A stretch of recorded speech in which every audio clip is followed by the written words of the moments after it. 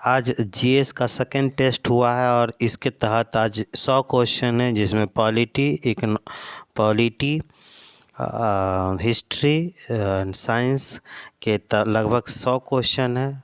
आप लोग टेस्ट दिए हैं और बताइए कि हमारा कितना सही हो रहा है, और आगे कमेंट करिएगा कि कितना सही जा रहा है, और सबका आंसर आप व्हाट्सएप पे भेजिए।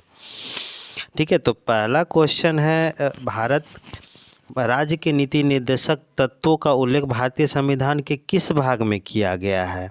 राज्य के नीति निर्देशक तत्वों का उल्लेख भारतीय संविधान के किस भाग में किया गया है? तो आप क्लास में पढ़ चुके हैं कि जो पहला भाग है, जो 2 है, वो नागरिकता के बारे में कहा गया है। 2 जो है सो नागरिकता के बारे में कहा गया है, इसलिए 2 तो नहीं होगा। 3 जो है सो मौलिक अधिकार के बारे में कहा गया है, और 4 जो है यह डीपीएसपी के बारे में कहा गया। तो 4 जो आपका आंसर है, सी जो ऑप्शन है वो सही है। इसको नोट डाउन करते हुए चलेगा कि जो भाग 2 जो है वो नागरिकता के बारे में, भाग 3 जो है सो मौलिक अधिकार के बारे में, और भाग 4 जो है सो राज्य के नीति निर्देशक तत्व के बारे में है। राज्य शॉर्ट में लिखिए DPSP, direct principle of state policy, राज्य के नीति निर्देशक तत्व। आइए अब दूसरा क्वेश्चन पे हम लोग देखते हैं। हड़प्पा सभ्यता की मान्यता प्राप्त काल है, यानी कि कौन से काल में? ए ऑप्शन था आपका 2800 से 2000, 2500 से 1750, 3500 से 1800, और कोई निश्चित नहीं कहा जा सकता। लेकिन इसका जो एक साइंटिफिक बनाया गया है और जो साइंटिफिक रूप से दिया गया है, वो साइंटिफिक रूप से ऑप्शन बी दिया गया है, 2500 से 1750। इसीलिए बी इसका जो आंसर है वो सही है, बी जो है सो सही है। अगला क्वेश्चन है, सिंधु घाटी सभ्यता को हम किसके समकालीन था, यानी कि उस समय कौन कौन सी सभ्यता नहीं थी? कौन सी सभ्यता नहीं थी? मिस्र की सभ्यता जो यूरोप की सभ्यता थी वो थी। मेसोपोटामिया की सभ्यता, मेसोपोटामिया की भी सभ्यता थी, तो ये भी सभ्यता थी। मेसोपोटामिया की सभ्यता भी थी। ग्रीक की सभ्यता वो भी थी, लेकिन चीन की सभ्यता नहीं थी, इसीलिए सी इसका ऑप्शन मारिएगा सही। ये सभ्यता नहीं थी, ये तीनों सभ्यता थी। ये तीनों जो थी वो तीनों सभ्यता थी, लेकिन यह सभ्यता नहीं थी, इसीलिए इनको हम नहीं मानेंगे। आपको सिंधु घाटी सभ्यता कहाँ तक विस्तृत था? आपको हमने सभी ऑप्शन दे दिए हैं थे, बताए थे, और मैपिंग द्वारा भी बताए थे कि ऊपर में क्या है, नीचे में क्या है, पूर्व में क्या है, और पश्चिम में क्या है, मैं सारा बताया। तो इसका जो एरिया हो जाएगा, ऑप्शन नंबर डी जो हो जाएंगे, ये सही होगा। पंजाब, राजस्थान, गुजरात, उत्तर प्रदेश, हरियाणा, सिंध और बलूचिस्तान, ये सारा जगह थे। ठीक है, इसीलिए इसका जो आंसर हो जाएंगे वो डी हो जाएगा। अगली क्वेश्चन है, 5वीं सिंधु घाटी में घोड़े का अवशेष कहाँ मिला है? घोड़े का अवशेष सुतकोटदा में मिला है, इसको नोट डाउन कर लीजिएगा। घोड़े का जो अवशेष मिला है वो सुतकोटदा में मिला है। घोड़े का जो अवशेष मिला है वो सुतकोटदा में मिला है, तो इनको याद रखिएगा, सुतकोटदा। 5 का जो आंसर हो जाएंगे सो आपका बी हो जाएगा, सुतकोटदा। अगला क्वेश्चन जो है कि सिंधु घाटी में कालीबंगन कहाँ है? कालीबंगन आप लोग को बता चुके, गंगा नदी के किनारे है कालीबंगा, यानी चूड़ियों का जगह, चावल के दाने यहाँ पे मिले हैं। तो यह कहाँ पे है? तो यह जो है सो आपके राजस्थान में है। ये ऑप्शन इसका मारिएगा। अगला क्वेश्चन है, हड़प्पा कालीन मुद्राओं का निर्माण किस चीज़ में किया गया था? वो जो निर्माण किया था सिलखरी सैटेलाइट में किया जाता था, स्टेलाइट में किया जाता था। ये ऑप्शन इसका सही है, ये ऑप्शन इसका सही है। कांस्य युगीन सभ्यता थी, ये तो माना जाता है। तांबा युगीन नहीं था, लोहा उसके बाद आया है, इसलिए सिलखरी का प्रयोग किया जाता था। हड़प्पा युगीन सभ्यता क्या होगा, पिछली टॉपिक को मैं रिपीट कर रहा हूँ। हड़प्पा कालीन सभ्यता कांस्य युगीन सभ्यता, ब्रॉन्ज एज कहते थे, जिसमें कॉपर और टीन का जो सभ्यता थी वो सभ्यता यहाँ पे थी। इसीलिए 8 का जो आंसर हो जाएंगे आपका 8 का जो आंसर हो जाएगा वो ए हो जाएगा। नवपाषाण युग नहीं होगा। लौह युग तो हम लोग कहते हैं बुद्ध के समय को, बुद्धा पीरियड को हम लोग, बुद्धा का जो पीरियड है, ये पीरियड जो होता है बुद्धा का जो पीरियड है, ये पीरियड जो है सो लौह युगीन, 6ठी सेंचुरी लौह युगीन। इसलिए इसका आंसर जो हो जाएंगे वो आपका ए हो जाएगा। सिंधु घाटी सभ्यता के लोगों का मुख्य व्यवसाय क्या था, तो मुख्य व्यवसाय हम बता चुके हैं कि यह शहरीकरण व्यवस्था थी। इसीलिए इनका मुख्य व्यवसाय, अगर शहर में होंगे तो खेती तो करेगा नहीं, पशुपालन तो करेगा नहीं।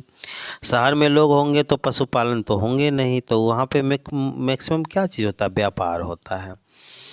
तो सिंधु घाटी सभ्यता का जो ऑप्शन जो हो जाएंगे आपका ए हो जाएंगे सही। इसका जो ऑप्शन ए होगा वो सही होगा। ए ऑप्शन जो है इनका सही है, ठीक है। ए ऑप्शन 9 का ए ऑप्शन ये सही ऑप्शन है। 10वीं क्वेश्चन है कि हड़प्पा सभ्यता के निवासी थे। हम बता चुके हैं हड़प्पा कब थी, शहरीकरण था, नगर व्यवस्था था, इसीलिए यहाँ की व्यवस्था बी आंसर सही होगा इसका। 10 का जो आंसर होगा वो बी सही होगा, 10 का बी सही हो जाएगा। 11 क्वेश्चन कॉमन सेंस लगाइए आप खुद से कि हड़प्पा सभ्यता में घर बनाए जाते थे। घर किस चीज़ का बनाया जाता है, ईंट का, बांस का, पत्थर का या लकड़ी का। तो हमेशा याद रखिएगा कि ईंट का बनाया जाता था। हड़प्पा सभ्यता के लोग का जो घर था वो किस प्रकार का था, ईंट का बना हुआ था।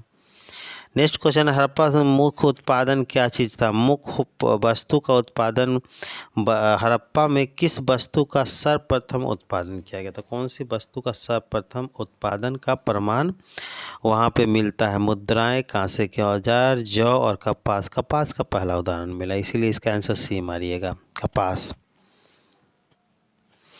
हड़प्पा, निम्नलिखित विद्वान ने हड़प्पा सभ्यता की खोज किसने किया था, हम बता चुके हैं 1921 में दयाराम साहनी। और दयाराम साहनी ने हड़प्पा की खोज किया। हड़प्पा कहाँ पे है बताइए, हड़प्पा जो है सो रावी नदी पे है, इसीलिए इसका आंसर जो हो जाएगा सो डी हो जाएगा। अगला क्वेश्चन है, सिंधु घाटी में बंदरगाह कहाँ पे थे, पत्तन नगर कहाँ पे थे, कालीबंगा, रोपर, लोथल और मोहनजोदड़ो। हम बार बार बता चुके हैं कि एक ही आंख मान के मारना, लोथल जो बंदरगाह का एरिया था, वहाँ से माल दूसरे देशों में जाता था। लोथल एक बंदरगाह एरिया था। माप तौल पैमाने की खोज से यह सिद्ध होता है कि सिंधु घाटी को लोग माप तौल से परिचित है। खोजकर्ता कहाँ पे प्राप्त हुआ, कालीबंगा, हड़प्पा, चौहंदरो और लोथल। इसका सही आंसर जो हो जाएंगे आपका हड़प्पा हो जाएगा। इसका जो सही आंसर हो जाएंगे वो आपका हड़प्पा। माप तौल का जो प्रमाण मिला है हड़प्पा से मिला है।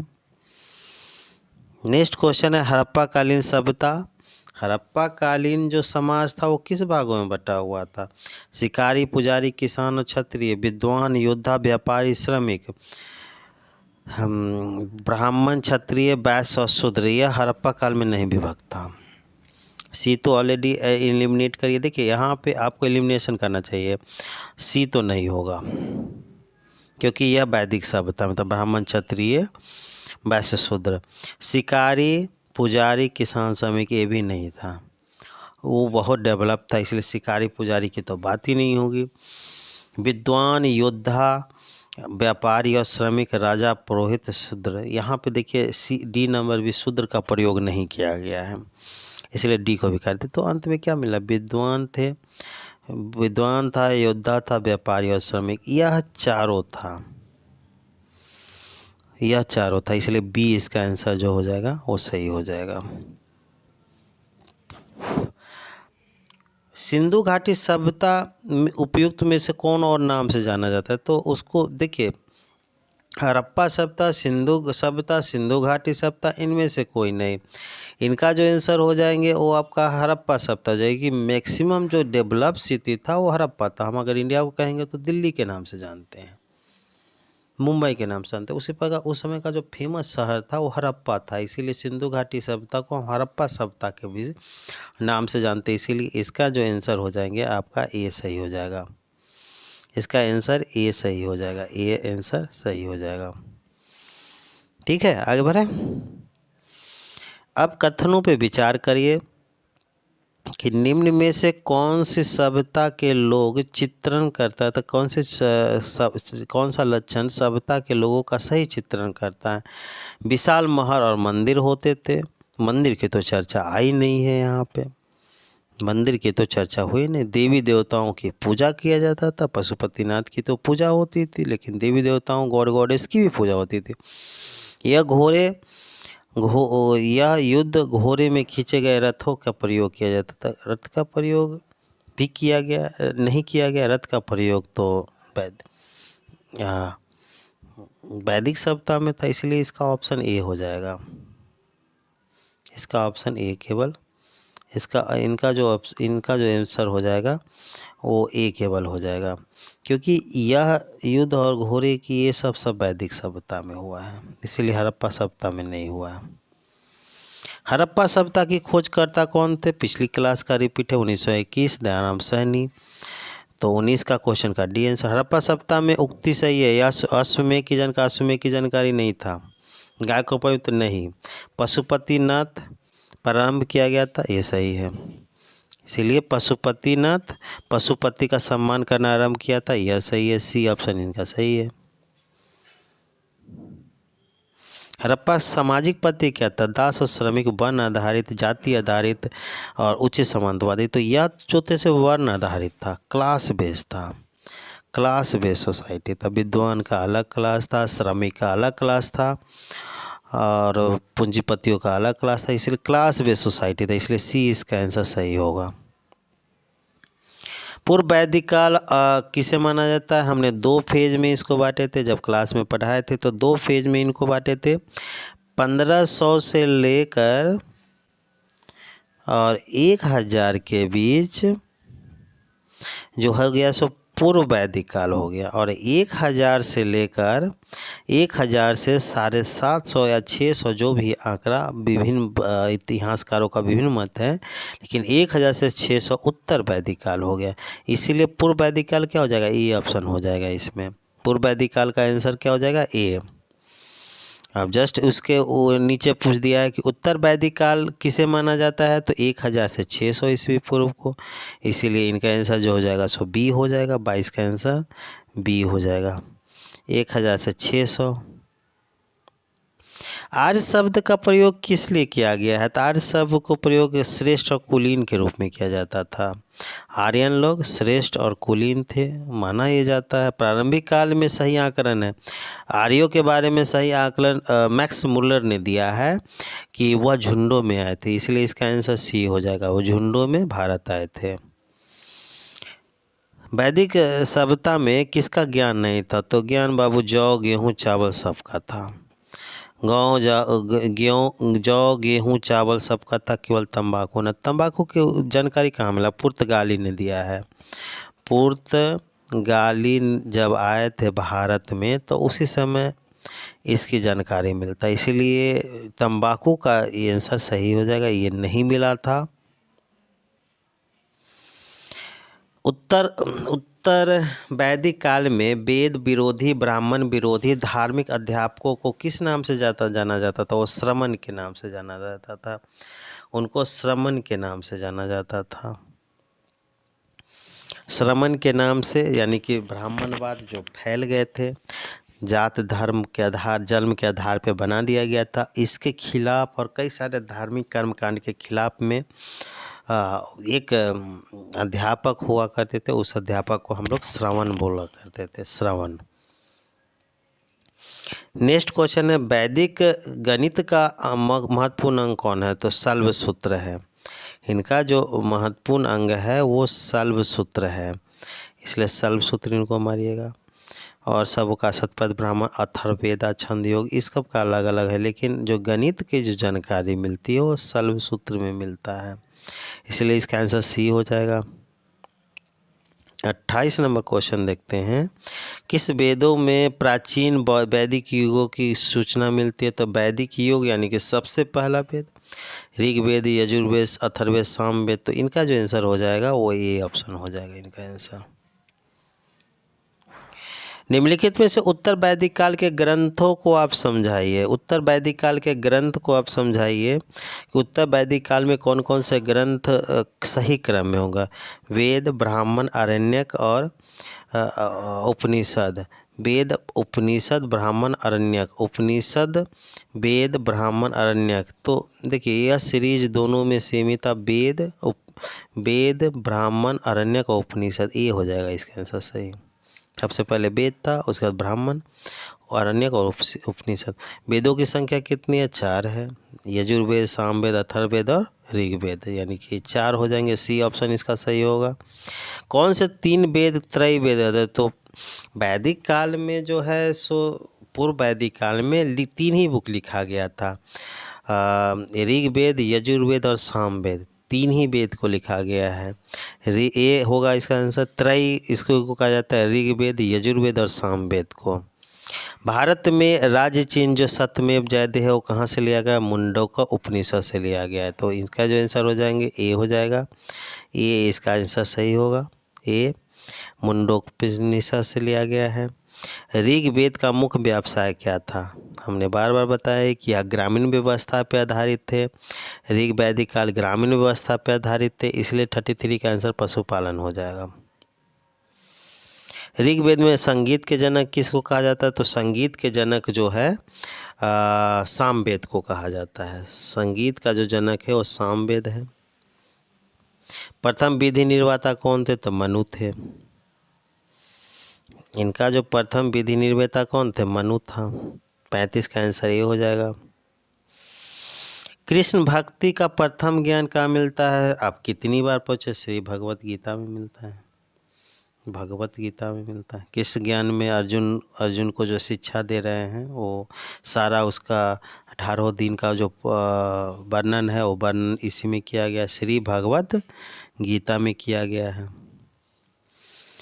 37 नंबर क्वेश्चन है। ऋग्वेद में संपत्ति प्रमुख होता था। तो अभी का संपत्ति आप लोग का क्या है? रुपया। उस समय की संपत्ति क्या होता था? गोधन, यानी कि गाय की पूजा। इसीलिए ए सर इसका सही हो जाएगा।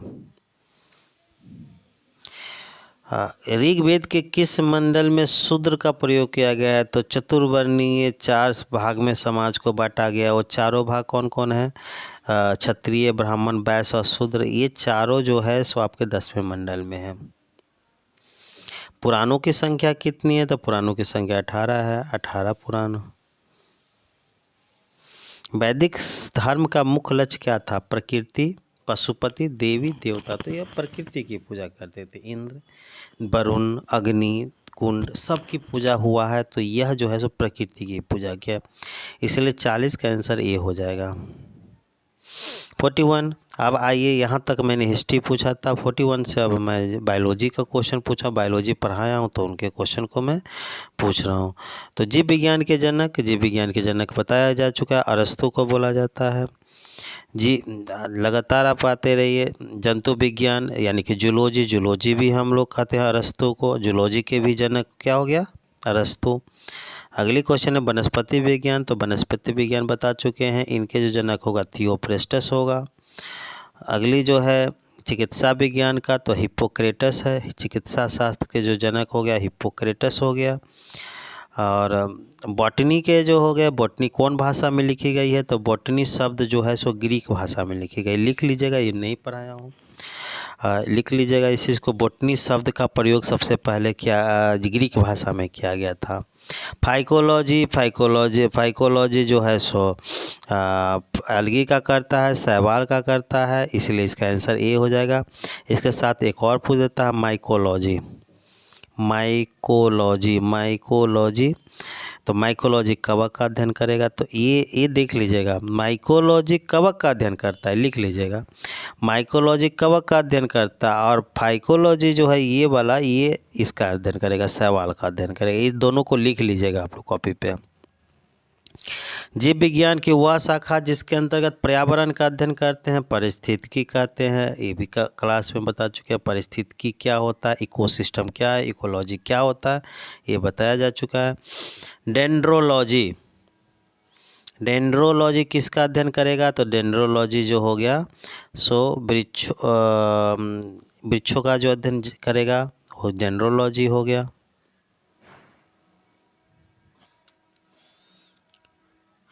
डेंड्रोलॉजी 48 नहीं सॉरी, इस झाड़ियों का अध्ययन करेगा। डेंड्रोलॉजी झाड़ियों का अध्ययन करेगा। सी हो गया इसका आंसर। एगस्ट्रोलॉजी घासों का अध्ययन कहते हैं। घास का जो अध्ययन करेगा उसे हम एगस्ट्रोलॉजी का लिखते हुए चलिएगा, ये सब क्वेश्चन आते रहता है। हिस्टोरिया प्लेंटिनम यानी कि जो बॉटनी की जो बुक लिखी गई थी हिस्टोरिया प्लेंटिनम, ये कौन लिखा था, तो हिस्ट्री के फादर कौन है, थियोफ्रेस्टस। थियोफ्रेस्टस ने लिखा है इसको। नेक्स्ट क्वेश्चन है हिस्टोरिया एनिमिलिया यानी कि पशु जीवन और जूलॉजी और बायोलॉजी के जनक कौन है, तो जूलॉजी और बायोलॉजी का अरस्तु, तो इन्होंने लिखा है इस बुक को।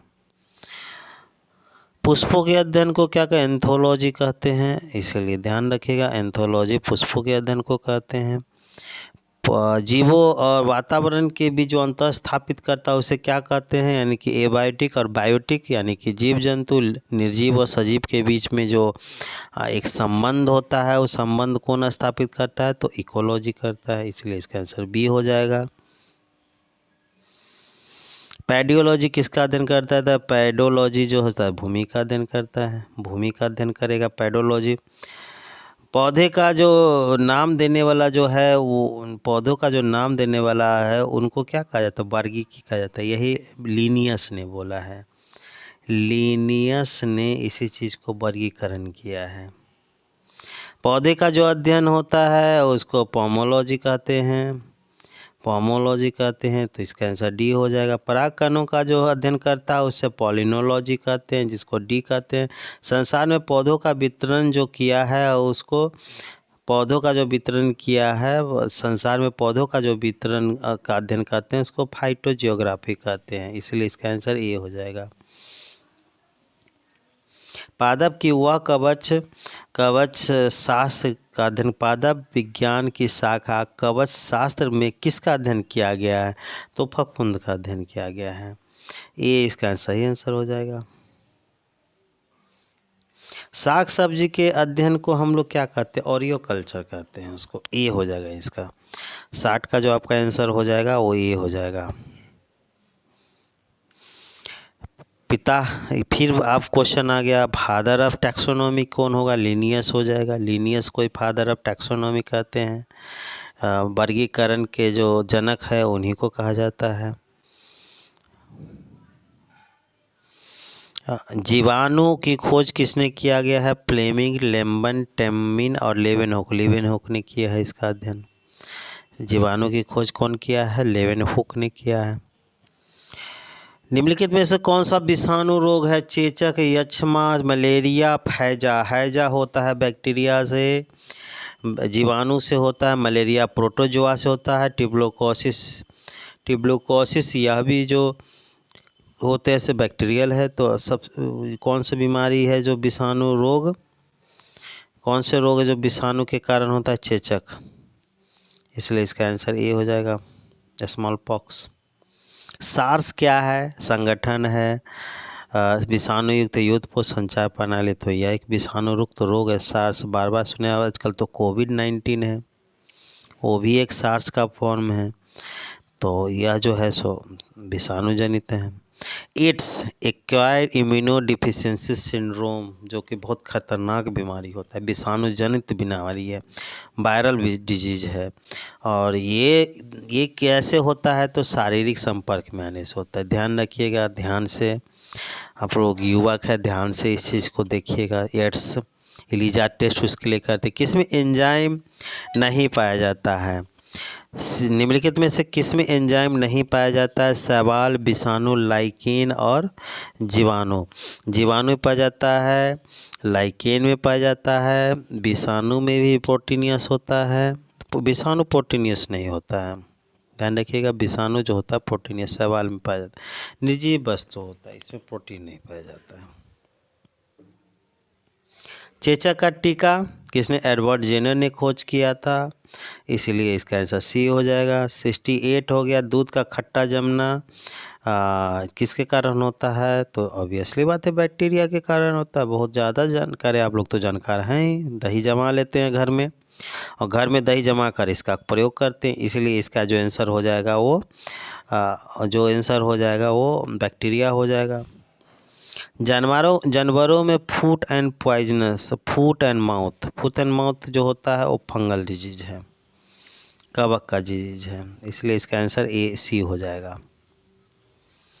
70 नंबर क्वेश्चन देखिए, सबसे छोटी इकाई क्या होता है, सबसे छोटा जीव कौन सा है, तो यह माइक्रोप्लाज्मा है। माइक्रोप्लाज्मा सबसे छोटी है। निम्नलिखित में से दही जमाने के लिए किस सूक्ष्म जीव का प्रयोग होता है, एक्स्ट्रोबैक्टर, लुमिनोस्टॉक, बैसिलस और लैक्टोबैसिलस। तो कितनी बार बचपन से पढ़ते हुए आ रहे हैं कि लैक्टोबैसिलस ही दही जमाने में महत्वपूर्ण भूमिका होता है। हाइड्रोफाइट कौन सा है, तो जलीय पौधा है। जलीय पौधा है, जल में पाए जाने वाला पौधा को हाइड्रोफाइट बोलते हैं। जीवाणुओं का साधारण आकृति क्या होता है, तो साधारण आकृति सर्पिले होता है, स्पाइरल होता है। विषाणु क्या, एक कोशिकीय, अकोशिकीय, एक कोशीय, बहुकोशीय। तो विषाणु जो है सो अकोशिकीय है, उसमें सेल नहीं होता है, निर्जीव वस्तु है। वो संपर्क में आने के बाद हो जाए। अल्फा विष किससे बनता है, जीवाणु से, शैवाल से, कवक से और विषाणु से। तो विषाणु से बनता है। अमीबा क्या है, तो अमीबा एक जो है सो कुटपाद है। मेढक में लार्वा को क्या होता है, टेडफॉल कहते हैं। इसी से लार्वा से ही वो अपना जगह का निर्धारण करता है। ब्लू व्हेल के हृदय में कितने चैम्बर होते हैं, तो 4 चैम्बर होते हैं। होमोसेपियंस किसका वैज्ञानिक नाम है, तो मानवों का जो है आधुनिक मानव का जो वैज्ञानिक नाम है उसे हम होमोसेपियंस कहते हैं। सी इसका आंसर। समुद्री सांप में कौन सा को क्या कहा जाता है, हाइड्रोफिश कहा जाता है। हाइड्रोफिश याद रखिएगा, सी नंबर। पक्षियों में हड्डी क्या होता है, तो वार्तिल होता है, खोखला होता है, वो होता है और खोखला होता है, तो इसको वार्तिल कहते हैं। सी ऑप्शन इसका सही होगा। संसार के किसकी जीवों की संख्या सर्वाधिक होती है, तो मछली, खूब खाते हैं मछली, इसलिए मछली की संख्या सबसे ज़्यादा होती है। हरा प्रोटोजोआ किस में होता है, हरा प्रोटोजोआ यूग्लिना में होता है, यूग्लिना। निम्नलिखित में से कौन सा प्रोटोजोआ मलेरिया बुखार से होता है, तो मलेरिया वैसे ट्रिपनोसोमा कहते हैं इसको, इसीलिए इसका आंसर डी हो जाएगा, ट्रिपनोसोमा। 4 प्रकार के प्रोटोजोआ आता है, प्रोटोजोन बीमारी होता है, मलेरिया, फलेरिया, निंद्रा और कालाजार। ये 4 प्रकार की जो बीमारी होते हैं, लिख लीजिएगा कॉपी पर। ये 4 प्रकार की जो बीमारी होती है वो प्रोटोजोआ से होता है। निंद्रा रोग आ गया क्वेश्चन में। निंद्रा रोग पैदा होता है, ट्रिपनोसोमा से होता है, इसलिए 85 का जो आंसर हो जाएगा, 85 का जो आंसर हो जाएगा ट्रिपनोसोमा। मच्छर में मलेरिया परजीवी के जीवन चक्र किसने खोजा था, मच्छर में परजीवी पैरासिटिक जीवन चक्र किस में होता है, Louis Pasteur, Ronald Ross, Charles Darwin, Gregor Mendel. तो रोनाल्ड रॉस इसका सही आंसर हो जाएगा। बिच्छू का विष कहाँ होता है, डंक में एक ग्रंथि है, डंक में पाया जाता है, डी इसका आंसर हो जाएगा। डेविल फिश को किस नाम से जानता है, तो ऑक्टोपस के नाम से जानते हैं, ऑक्टोपस 8 पैर वाला। शार्क मछली में कितनी हड्डियां होती है, तो शार्क मछली में एक को हड्डी नहीं होता है, 0 होता है, इसलिए ए आंसर इसका सही हो जाएगा।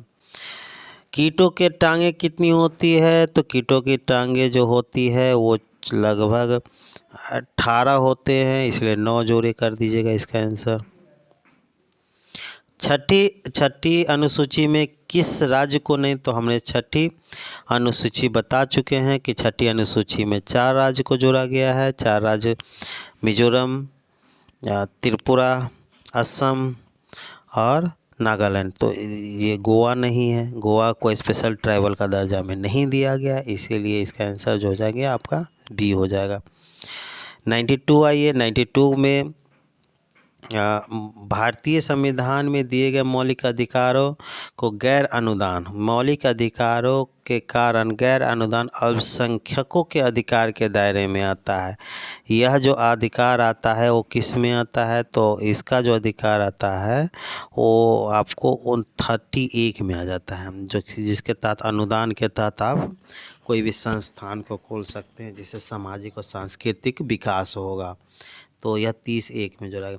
8वीं अनुसूची में कौन से भाषा को नहीं जोड़ा गया है, तो नहीं जोड़ने वाला जो है ऑप्शन जो है इसका जो है ऑप्शन है फारसी, संस्कृत, कश्मीरी और नेपाली।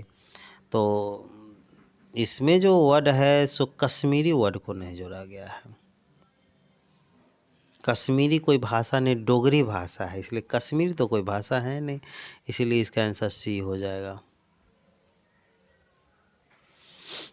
अस्पृश्यता, अस्पृश्यता उन्मूलन, अनटचेबिलिटी, ये किस आर्टिकल में अनुच्छेद में दिया गया है, यह अनुच्छेद 17 में दिया गया है। अल्पसंख्यकों के हित के लिए किस अनुच्छेद में किया गया, तो अनुच्छेद 29 में किया गया है। किस राज्य के नीति निर्देशक तत्व किस पे आधारित है, कल्याणकारी राज्य की स्थापना, धर्मनिरपेक्ष राज्य की स्थापना, सरकार के स्वेच्छाचारी आचरणों के रोकने के लिए, सरकार के आवश्यक अवसर प्रदान करने के लिए। तो इसका जो आंसर हो जाएगा कल्याणकारी राज्य के लिए किया गया है। मूलभूत भाग में राज्य लोक कल्याण की भावना, राज्य लोक कल्याण की भावना किस में निहित है, तो यह डी में निहित है, यानी कि राज्य के नीति निर्देशक तत्व में निहित है। 98 क्वेश्चन, संविधान के कौन से अंश में भारत के नागरिकों को आर्थिक न्याय प्रदान किया, आर्थिक न्याय प्रदान किया गया है, वो राज्य के नीति निर्देशक तत्व में दिया गया है।